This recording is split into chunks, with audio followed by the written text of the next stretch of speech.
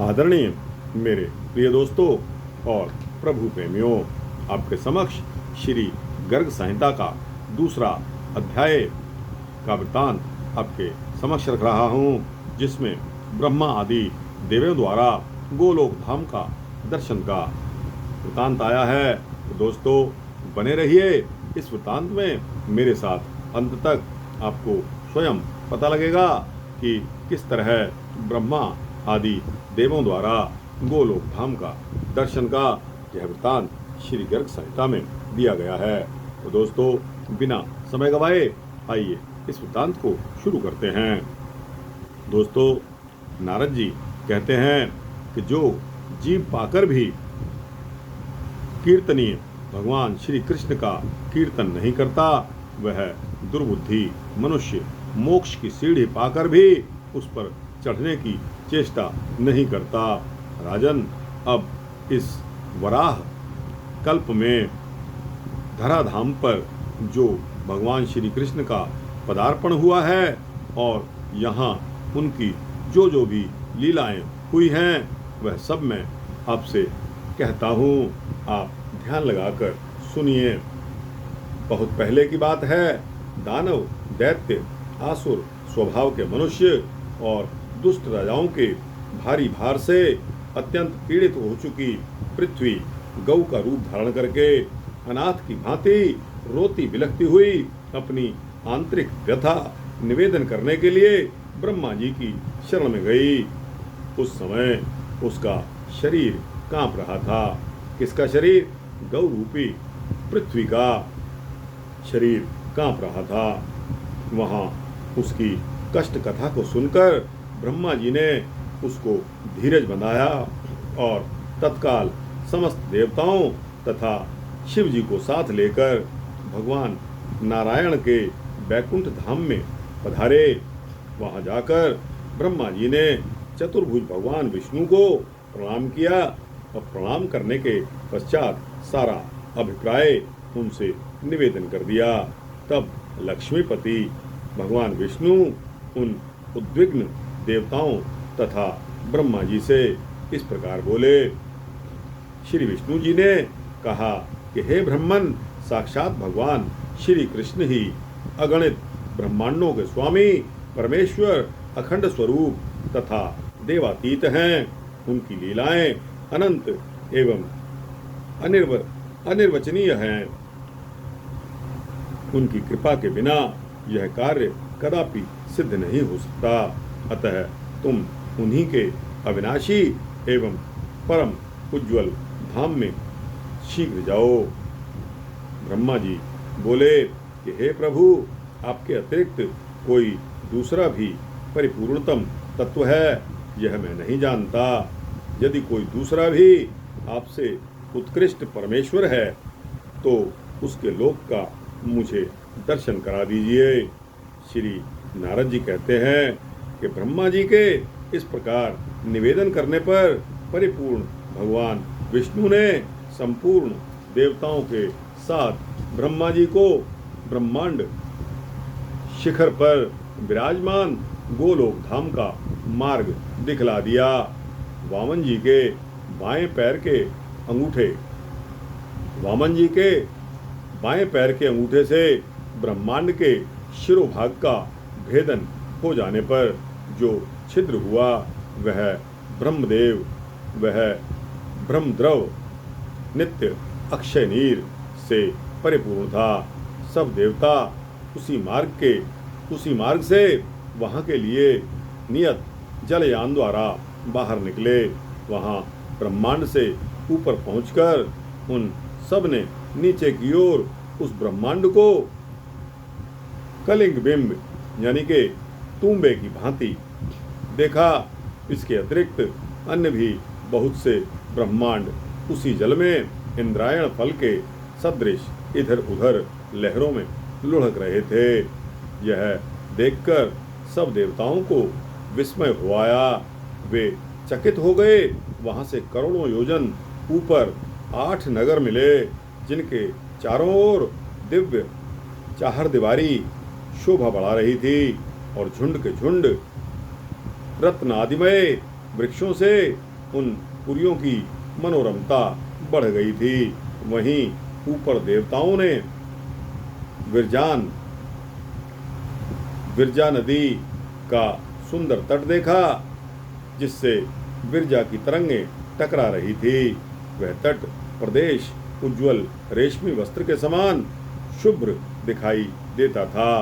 दिव्य मणिमय जिसको कहते हैं, सोपानों से वह अत्यंत उद्भासित हो रहा था। तट की शोभा देखते और आगे बढ़ते हुए वे देवता उस उत्तम नगर में पहुंचे, जो अनंत कोटि सूर्यों की ज्योति का महान पुंज जान पड़ता था। उसे देखकर देवताओं की आंखें चौंधिया आ गई। वे उस तेज से पराभूत होकर जहां के तहां खड़े रह गए। तब भगवान विष्णु की आज्ञा के अनुसार उस तेज को प्रणाम करके ब्रह्मा जी उसका ध्यान करने लगे। उसी ज्योति के भीतर उन्होंने एक परम शांतिमय साकार धाम को देखा। उसमें परम अद्भुत कमलनाल के समान धवल वर्ण 1000 मुख वाले महान शेषनाग का दर्शन करके सभी देवताओं ने उन्हें प्रणाम किया। राजन, उस शेषनाग की गोद में महान आलोकमय लोकवंदित गोलोक धाम का दर्शन हुआ, जहाँ धामानिभामी देवताओं के ईश्वर तथा गणनाशीलों में प्रधान काल का भी कोई वश नहीं चलता। वहाँ माया भी अपना प्रभाव नहीं डाल सकती। मन, चित्त, बुद्धि, अहंकार, 16 विकार तथा महतत्व भी वहाँ प्रवेश नहीं कर सकते हैं। फिर तीनों गुणों के विषय में तो कहना ही क्या। वहाँ कामदेव के समान मनोहर रूप, लावण्य शालिनी, श्याम सुंदर विग्रह श्री कृष्ण पार्षदा द्वारपाल का कार्य करती थी। देवताओं को द्वार के भीतर जाने के लिए उद्यत देख उन्होंने मना कर दिया। तब देवता बोले कि हम सभी ब्रह्मा, विष्णु, शंकर नाम के लोकपाल और इंद्र आदि देवता हैं। भगवान श्री कृष्ण के दर्शनार्थ यहाँ आए हैं। नारद जी कहते हैं कि देवताओं की बात सुनकर उन सखियों ने श्री कृष्ण की द्वारपालिकाएं थी श्रेष्ठ अंतःपुर में जाकर देवताओं की बात कह सुनाई। तब एक सखी जो शतचंद्रानना नाम से विख्यात थी, शतचंद्रानना जिसके वस्त्र पीले थे और जो हाथ में बैंत की छड़ी लिए हुई थी, बाहर आई और उन देवताओं से उनका अभीष्ट प्रयोजन पूछा। शतचंद्रानना बोली, यहाँ पधारे हुए आप सभी देवता किस ब्रह्मांड के अधिपति हैं, यह शीघ्र बताइए। तब मैं भगवान श्री कृष्ण को सूचित करने के लिए उनके पास जाऊंगी। तब देवताओं ने कहा कि अहो, यह तो बहुत आश्चर्य की बात है। क्या अन्यान्य ब्रह्मांड भी हैं? हमने तो उन्हें कभी नहीं देखा। शुभे, हम तो यही जानते हैं कि ब्रह्मांड एक ही है, इसके अतिरिक्त दूसरा कोई है ही नहीं। शतचंद्रानना ने उत्तर दिया कि हे ब्रह्मदेव, यहाँ तो विरजा नदी में करोड़ों करोड़ों ब्रह्मांड इधर उधर लुढ़क रहे हैं। उनमें भी आप जैसे ही पृथक पृथक देवता वास करते हैं। अरे, क्या आप लोग अपना नाम गांव तक नहीं जानते? जान पड़ता है कभी यहाँ आए नहीं हैं। अपनी थोड़ी सी जानकारी में ही हर्ष से प्रफुल्लित हो उठे हो। जान पड़ता है कभी घर से बाहर निकले ही नहीं। जैसे गूलर के फलों में रहने वाले कीड़े जिस फल में रहते हैं उसके सिवा वह दूसरे फल को नहीं जानते, उसी प्रकार आप जैसे साधारण जन जिनमें उत्पन्न होते हैं, एकमात्र उसी को ब्रह्मांड समझ लेते हैं।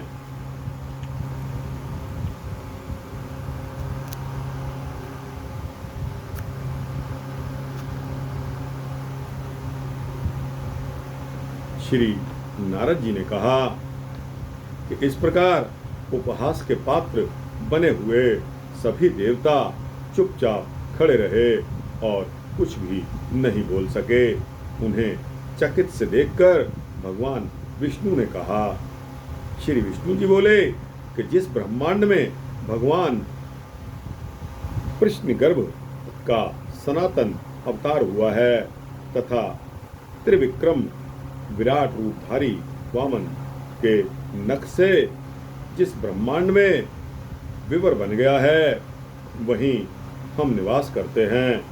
तब श्री नारद जी ने कहा कि भगवान विष्णु की यह बात सुनकर शतचंद्रानना ने उसकी भूरी भूरी प्रशंसा की और स्वयं भीतर चली गई।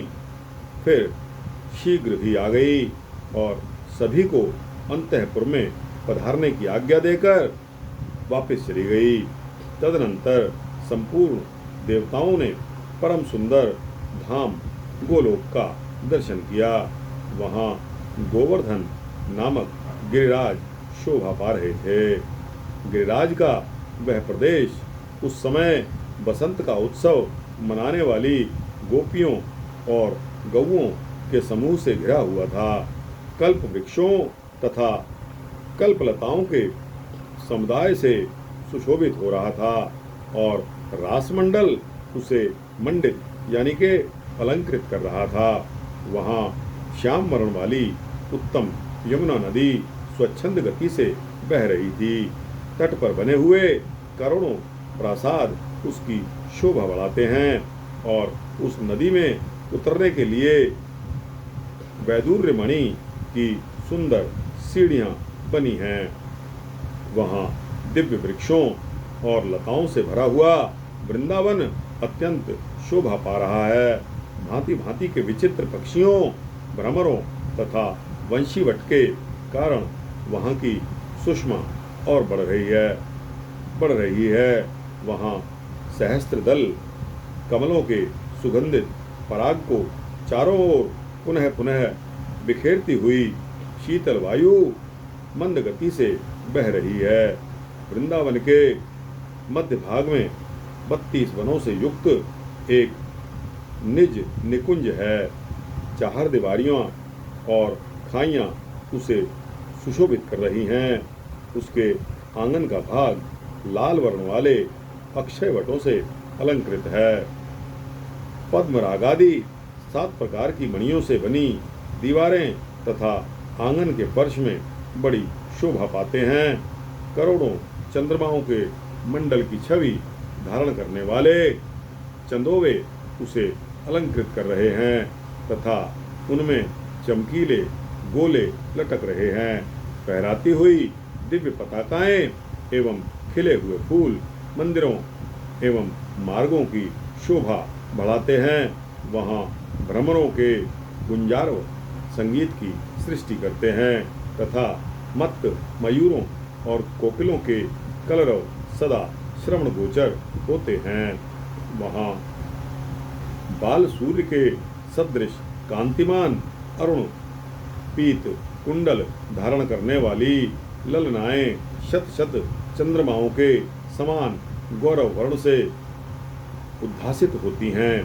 स्वच्छंद गति से चलने वाली वे सुंदरियां मणिरत्नमय भित्तियों में अपना मनोहर मुख देखती हुई वहाँ के रत्न जटित आंगन में भीगती फिरती हैं।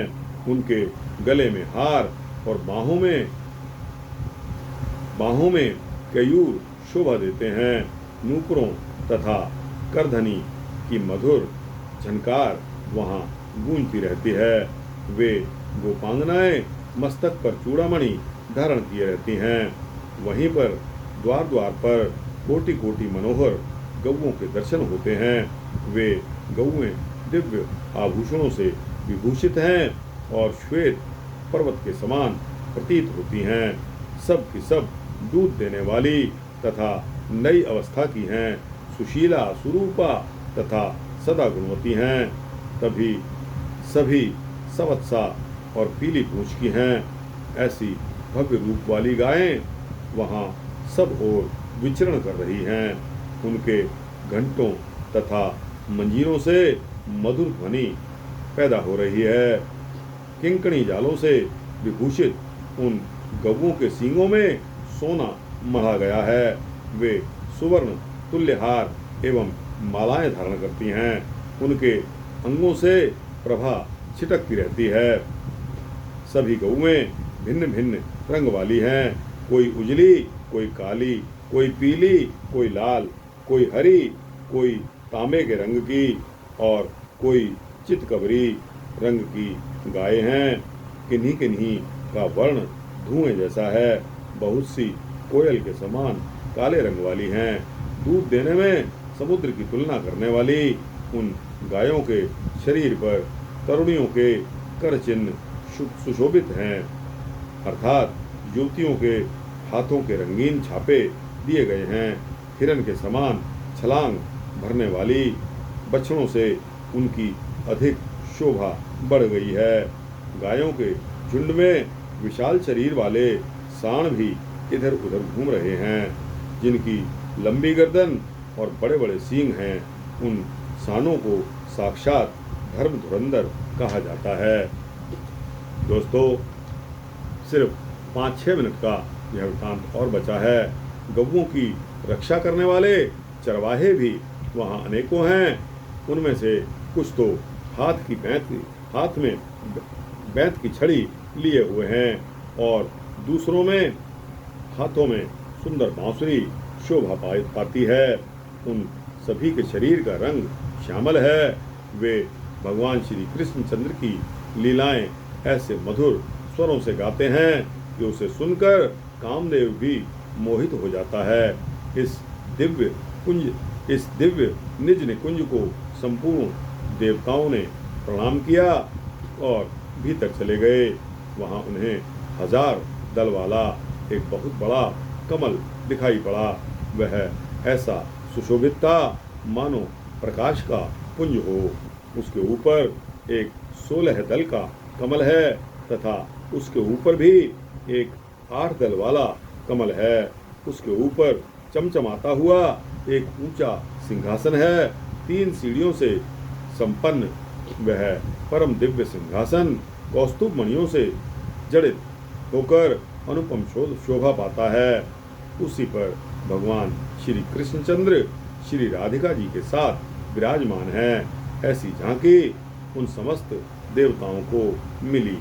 वे युगल स्वरूप भगवान मोहिनी आदि 8 दिव्य सखियों से समन्वित तथा श्री दामा प्रभूति 8 गोपालों के द्वारा सेवित हैं।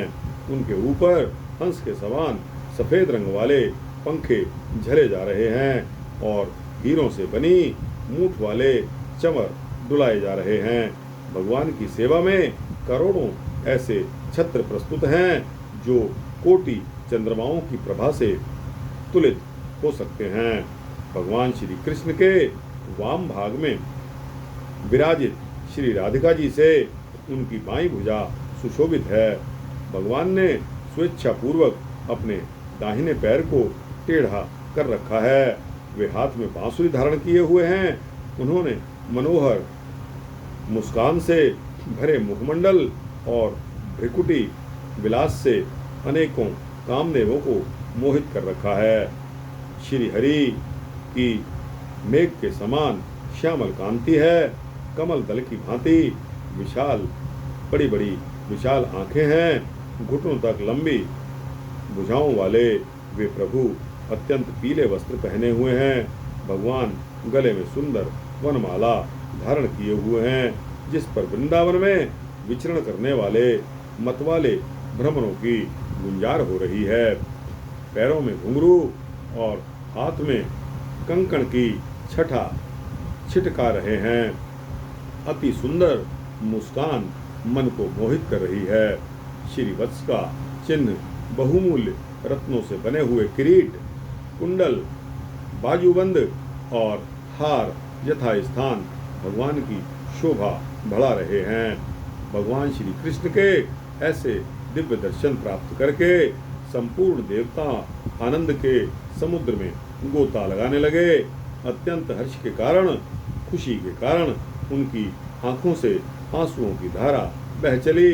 तब संपूर्ण देवताओं ने हाथ जोड़कर और विनीत भाव से मुर दैत्य के शत्रु उन परम पुरुष श्री कृष्णचंद्र को प्रणाम किया। दोस्तों, यहाँ दूसरा अध्याय श्री गर्ग संहिता का समाप्त होता है। दोस्तों, बीच में रिकॉर्डिंग का फोकस कुछ बिगड़ गया था थोड़ी देर के लिए, बाद में उसको ठीक कर दिया गया। इसके लिए मुझे बहुत दुख है कि इस वृत्तांत में थोड़ी सी अड़चन आ गई, लेकिन दोस्तों ऑडियो पोर्शन, इसका सुनने वाला पोर्शन आपको पूरी तरह सुनाई दे रहा होगा। तो दोस्तों, इसके लिए जो वीडियो में गड़बड़ आई है उसके लिए मैं क्षमा प्रार्थी हूँ।